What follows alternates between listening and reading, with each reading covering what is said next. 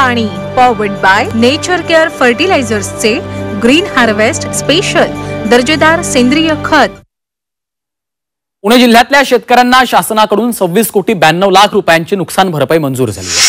ही रक्कम संबंधित शेतकऱ्यांच्या बँक खात्यावर थेट जमा केली जाईल अशी माहिती जिल्हा अधीक्षक कृषी अधिकाऱ्यांनी दिली। या अतिवृष्टीमध्ये 46,000हून अधिक शेतकऱ्यांच्या सुमारे 15,000 हेक्टरवरील शेती आणि फळपिकांचं नुकसान झालं होतं। राज्य शासनाची 1 रुपयात विमा योजना बंद होताच शेतकऱ्यांचा सहभाग घटलेला आहे। खरीप हंगाम 2025-26 साठी केवळ 3,59,884 शेतकऱ्यांनी पीक विमा उतरवल्याचं समोर आलेलं आहे। गेल्या वर्षीच्या तुलनेत ही संख्या तब्बल 39% कमी झाली आहे। येते का आवाज येते का माझा?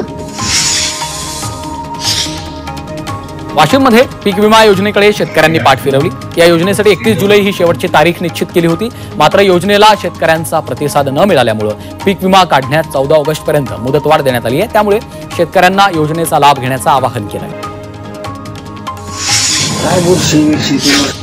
सोलापूर जिल्ह्यात केळी पिकावर करपा रोगाचा प्रादुर्भाव पाहायला मिळतो। या रोगामुळे शेतकरी हैराण झाले। दरम्यान रोगाच्या नियंत्रणासाठी जमिनीची मशागत करा, संतुलित खत व्यवस्थापन करण्याचं कृषी विभागानं आवाहन केलं आहे।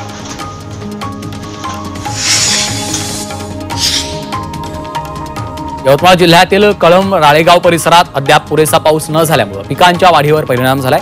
शेतकऱ्यांनी लागवड केलेल्या कपाशी, सोयाबीन आणि तूर पिकांची वाढ खुंटली आहे। पिकांच्या लागवडीला 1.5 महिना लोटला तरी समाधानकारक पाऊस झाला नाहीये। त्यामुळे शेतकरी आता आभाळाकडे डोळे लावून बसले। शंकी गोगलगायींनंतर आता लातूरमध्ये आफ्रिकन गोगलगायींचं संकट उभं राहिलेलं आहे। या गोगलगायींमुळे एका शेतकऱ्याचं 2 एकरमधील सोयाबीन पिकाचं नुकसान झालं। कृषी विभागानं याकडे तातडीनं लक्ष देऊन उपाययोजना करण्याची मागणी शेतकऱ्यांकडून केली जाते।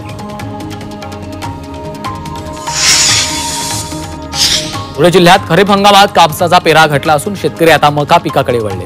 यंदा जिल्ह्यात तब्बल 1 लाख हेक्टरपेक्षा अधिक क्षेत्रावर मक्याची विक्रमी लागवड करण्यात आली आहे। गेल्या काही वर्षांपासून कापसाच्या दरात वाढ होत नसल्यानं शेतकरी मक्याकडे वळल्याचं बोललं जात आहे।